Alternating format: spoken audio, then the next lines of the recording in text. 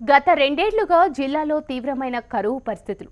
ఇక ఈసారైనా వర్ణుడు కరుణించి పంటలు పండించి కష్టాల నుంచి గట్టెక్కుదామనుకున్న రైతులకు ప్రభుత్వం తీసుకున్న నిర్ణయం మూలిగే నక్కపై తాటిపండు పడ్డట్లు అయింది. అంతర్జాతీయ మార్కెట్లో ఈసారి పత్తి ఎగుమతులు ఆశాజనకంగా ఉండవన్న సంకేతాలు సాగుదారులను నిరాశపరిచింది. గత కొంతకాలంగా నల్లగొండ జిల్లా రైతులు పత్తి సాగునే నమ్ముకున్నారు. ఈ నేపథ్యంలో పత్తి సాగును నమ్ముకున్న రైతుకు కొత్త కష్టం వచ్చి పడింది.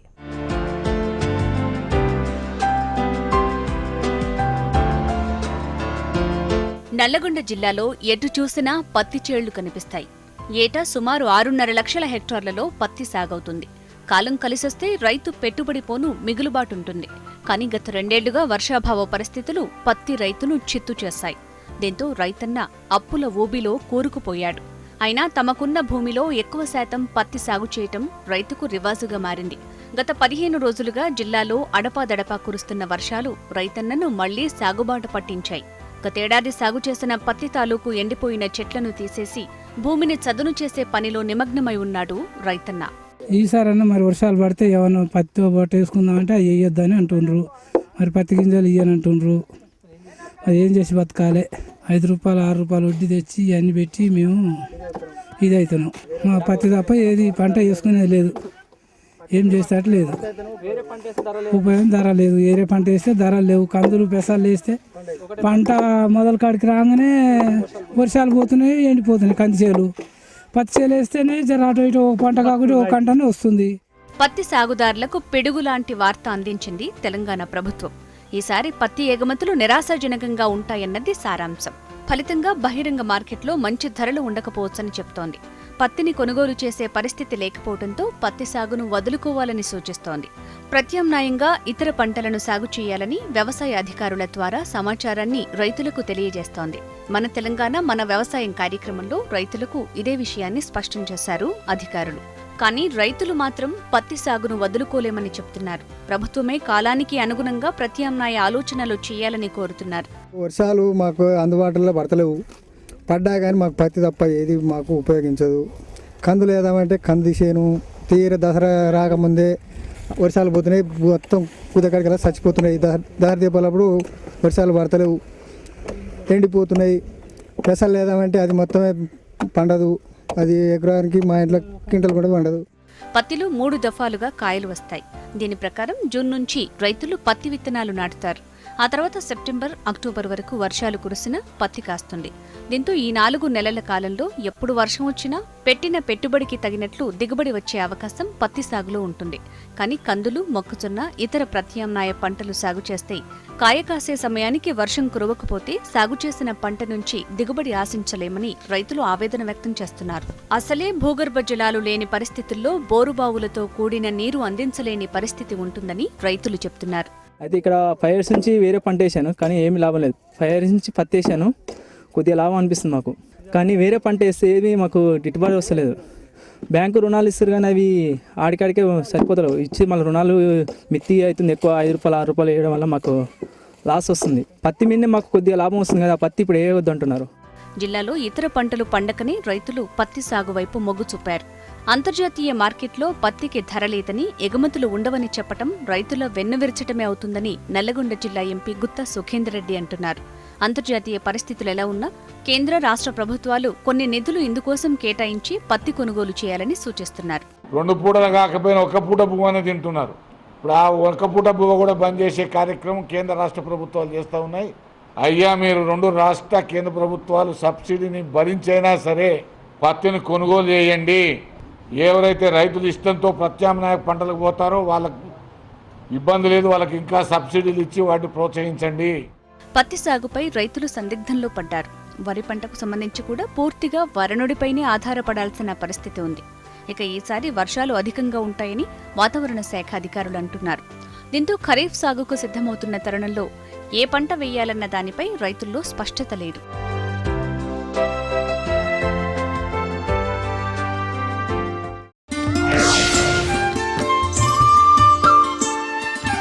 కరువు పరిస్థితులు రైతులను వెంటాడుతున్నాయి. సంప్రదాయ పంటల సాగుతో రైతులు అనుకోని నష్టాలను చవిచూస్తున్నారు. ఈ నేపథ్యంలో రైతులను కరువు పరిస్థితుల నుంచి గట్టెక్కించేందుకు తెలుగు రాష్ట్ర ప్రభుత్వాలు పండ్ల తోటల సాగుకు ప్రోత్సాహకాలు అందిస్తున్నాయి. మరి పండ్ల తోటల పెంపకానికి రైతుల ఎంపిక, అర్హతలు, లభించే ప్రోత్సాహకాలు ఎలా ఉన్నాయి? ఏ నేలల్లో ఎలాంటి పండ్ల తోటలు సాగు చేయవచ్చో ఇప్పుడు చూద్దాం.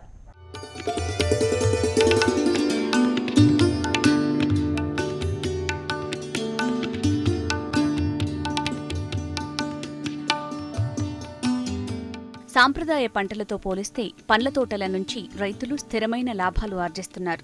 అతివృష్టి, అనావృష్టి పరిస్థితుల ప్రభావం పండ్ల తోటల సాగుపై పెద్దగా ఉండకపోవడంతో దిగుబడులకు ఎలాంటి ఢోకా ఉండదు. అందుకే ఉద్యాన పంటల సాగును కేంద్ర ప్రభుత్వమే కాదు, తెలుగు రాష్ట్రాల ప్రభుత్వాలు పెద్ద ఎత్తున ప్రోత్సహిస్తున్నాయి. ఇందుకుగాను ప్రత్యేక రాయితీలు అందిస్తున్నాయి. 5 ఎకరాల్లోపు రైతులకు 100% సబ్సిడీ ఇస్తున్నారు. ఉపాధి హామీ పథకం కింద పండ్ల తోటల విస్తీర్ణాన్ని పెంచుతున్నారు ఉద్యాన శాఖ అధికారులు. ఉపాధి హామీ ద్వారా లబ్ధి పొందాలనుకునే రైతులు ముందుగా జాబ్ కార్డు కలిగి ఉండాలి. 5 ఎకరాలకు మించకుండా మెట్ట, తడి భూమి ఉండాలి. ఇదివరకు ఉపాధి హామీ, ఉద్యాన శాఖ ఏ ఇతర శాఖల నుంచి లబ్ధి పొంది ఉండకూడదు.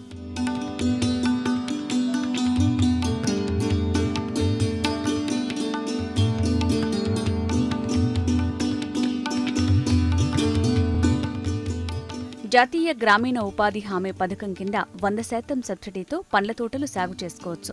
మామిడికి 3 ఏళ్లలో 91,000 రూపాయలు చెల్లిస్తారు. ఇందులో మొదటి ఏడాది 37,000, రెండో ఏడాది 25,000, మూడో ఏడాది 27,000 రూపాయలు చెల్లిస్తారు. సపోటా పంటలకైతే వరుసగా మొదటి ఏడాది 32,000, రెండో ఏడాది 22,000, మూడో ఏడాది 23,000 రూపాయలు చెల్లిస్తారు. ఉద్యాన పంటల సాగులో నేలల ఎంపిక అత్యంత ప్రాధాన్యం. ఎర్ర నేలలు మామిడి, సపోటా, చీని, జామ, సీతాఫలం, కొబ్బరి, చింత, నిమ్మ, నేరేడుకు అనుకూలంగా ఉంటాయి. ఇసుక నేలలు మామిడి, నేరేడు, జామ, కొబ్బరి, సపోటకు అనుకూలం.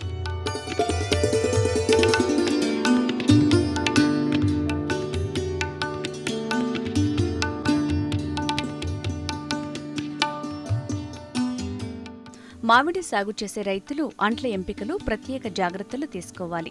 చీడపీడలు ఆశించని, బలమైన, ఆరోగ్యంగా ఉన్న వెనీర్ గ్రాఫింగ్ అంట్లను మాత్రమే ఎంచుకోవాలి. వేరుమూలం, సయాన్ బాగా అత్తుకుని ఉండాలి.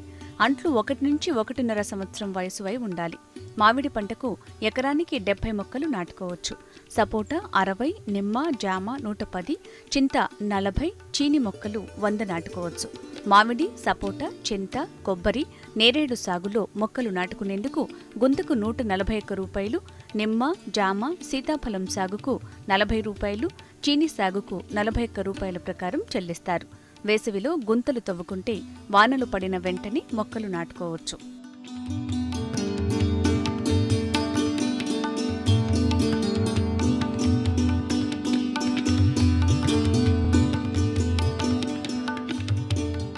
ఇక బత్తాయి పంట విషయానికొస్తే అంటుకట్టిన తర్వాత 6 నెలల వయసున్న మొక్కలను రిజిస్టర్ నర్సరీల నుంచి సేకరించి నాటుకోవాలి.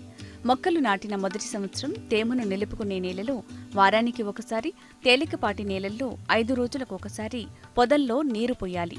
రెండో ఏడాది నుంచి 10 రోజులకోసారి మొక్కల పొదల్లో నీరు పొయ్యాలి.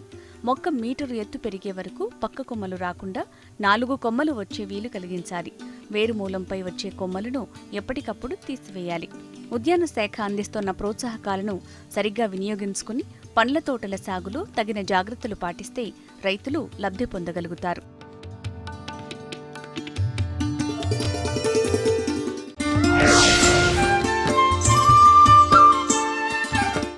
నేలలో పోషక సామర్థ్యాన్ని తెలుసుకొని పంట సాగులో యాజమాన్య పద్ధతులు పాటిస్తే సాగు సాఫీగా సాగుతోంది. భూస్థితిని తెలుసుకోకుండా ఇష్టానుసారంగా ఎరువులు, పురుగు మందులు వినియోగిస్తే పెట్టుబడులు వృధా తప్ప ప్రయోజనం ఉండదు. మట్టి నమూనాల సేకరణ, భూసార పరీక్షల వల్ల కలిగే ప్రయోజనాలను రైతులు తెలుసుకుంటే సాగు సంబరంగా సాగుతుందనడంలో సందేహం లేదు. మరి వ్యవసాయ భూమిలో మట్టి నమూనాలు ఎలా తీయాలి? నమూనాల సేకరణలో పాటించాల్సిన మెలకువలేంటి? దీనివల్ల ప్రయోజనమేంటో తెలుసుకుందాం. ప్రధానమంత్రి ప్రవేశపెట్టిన పథకాలలో సాయిల్ హెల్త్ కార్డ్ పథకం ఒకటి. రైతులు భూమిలో ఉన్న పోషకాల గురించి తెలుసుకుని సరైన మోతాదులో ఎరువులు వాడటం, ఆ భూములలో అనుకూల పంటల్ని పండించేలా చేయడం ఈ పథకం ప్రధాన ఉద్దేశం.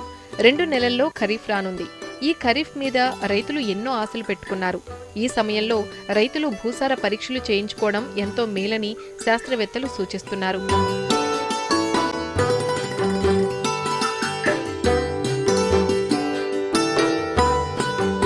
సాధారణంగా మొక్కలకు 16 రకాల పోషకాలు అవసరం ఉంటాయి. వీటిలో కొన్ని గాలి నుంచి, కొన్ని భూమి నుంచి, మరికొన్ని నీటి నుంచి లభిస్తాయి.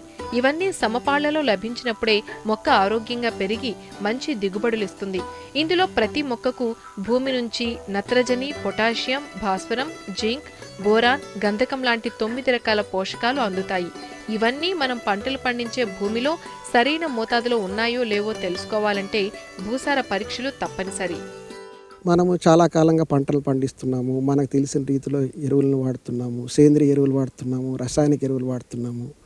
ఒక్కోసారి పంట దిగుబడి రావడానికి అనేక కారణాల్లో ఒకటి ఏంటంటే పోషకాల అవసరం. ఎందుకంటే వాతావరణ మార్పులు కానీ, మనం వాడుతున్నటువంటి పురుగుల మందు కానీ, ఇటువంటి వాటన్నిటి మీద ఆధారపడి ఉంటుంది దిగుబడి అనేది.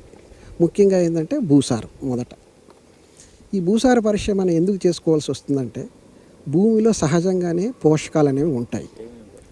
మన పంటకు ముఖ్యంగా 16 పోషకాలు అవసరం. ఈ 16 పోషకాలు కొన్ని గాలిలో నుంచి, కొన్ని నీటిలో నుంచి, కొన్ని భూమిలో నుంచి దొరుకుతాయి.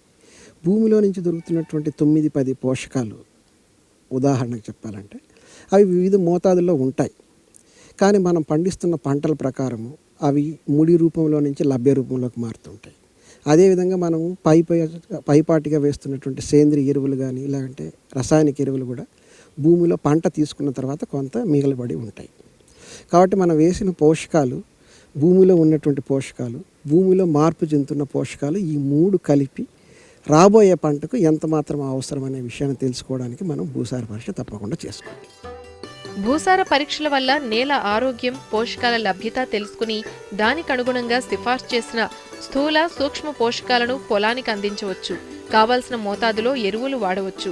అనవసర ఖర్చు తగ్గించుకుని నేల ఆరోగ్యాన్ని కాపాడుకోవచ్చు. మాగాణి భూముల్లో ప్రతి 2.5 హెక్టార్లకు, మెట్ట భూముల్లో ప్రతి 10 హెక్టార్లకు ఒక నమూనా తీసుకోవాలి. 2 పంటల మధ్యకాలంలో కానీ లేదా రబీ పంటలు ముగిసిన తర్వాత కానీ భూసార పరీక్షలు చేయించుకుంటే మంచిది. ఇకపోతే ఈ భూసార పరీక్షను ఎప్పుడు చేయించుకోవాలంటే పంట లేనప్పుడు మనము మన పొలంలోని మట్టిని తీసే వీలు కలుగుతుంది.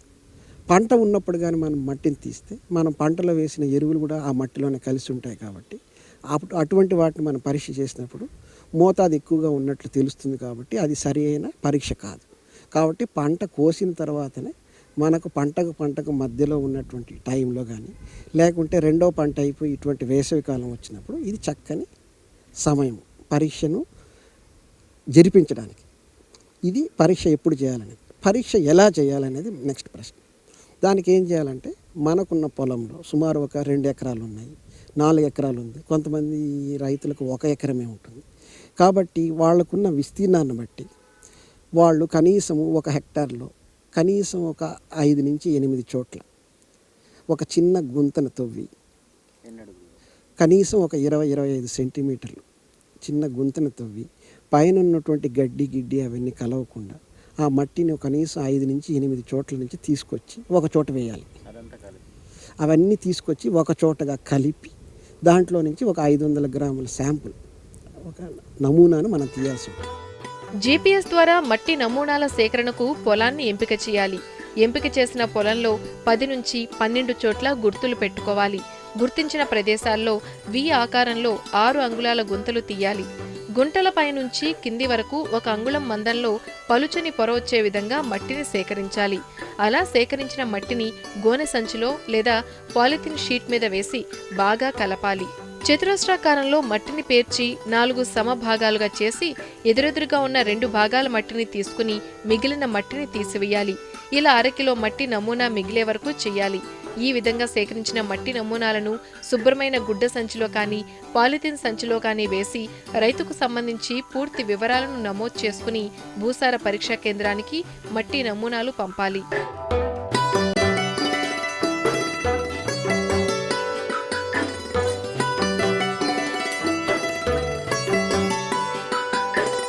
రైతులు మట్టి నమూనాల సేకరణలో మెలకువలు పాటించాలి.